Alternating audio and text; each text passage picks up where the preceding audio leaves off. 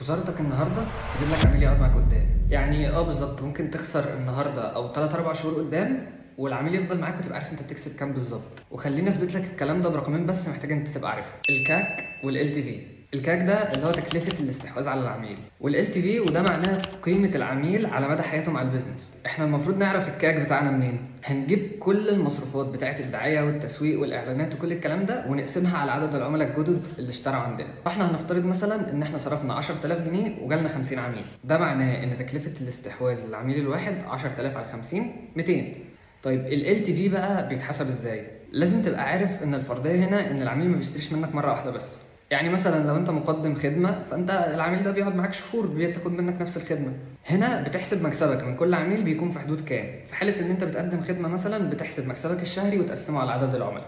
هنفترض ان انت بتبيع حاجه ب 700 جنيه وهي تكلفتها عليك 200 جنيه، فانت عندك هامش ربح 500 جنيه. ده طبعا ده اللي انت بتصرفه على الدعايه والتسويق كل الكلام ده. وهنفترض ان العميل بيشتري منك مرتين على مدار حياته معاك. مرتين دي معناها ان انت اول مره كسبت 300 جنيه بس، وتاني مره كسبت فيه ال 500 جنيه كاملين، يبقى انت كسبت 800 جنيه من العميل الواحد.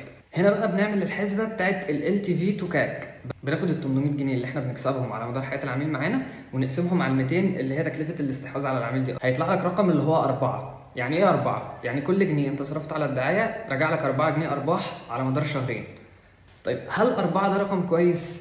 عموما اي رقم من 3 ل 5 ده معناه ان انت هيلثي بزنس. اي رقم اكتر من 5 ده معناه ان انت عامل اداء خرافي، ويا رب تفضل محافظ على الاداء ده. طب انا ليه بقول لك ان انت ممكن تخسر في الاول؟ علشان لو انت عارف ان انت بتكسب من العميل الواحد 1000 جنيه مثلا، فانت مش هيبقى عندك مانع ان انت تصرف عليه لحد 300 جنيه علشان يجي العميل مره واحده في الاول، وال 300 جنيه دي تبقى بخساره عليك في الاول، انت ما كسبتش منه في اول مره اشترى منك. فلو انت عارف الرقمين دول كويس قوي قوي هتبقى عارف انت تقدر تصرف لحد فين في الدعايه من غير ما تخاف على ارباح الشركه قدام. بس كده، ما تنساش تبقى تعمل فولو.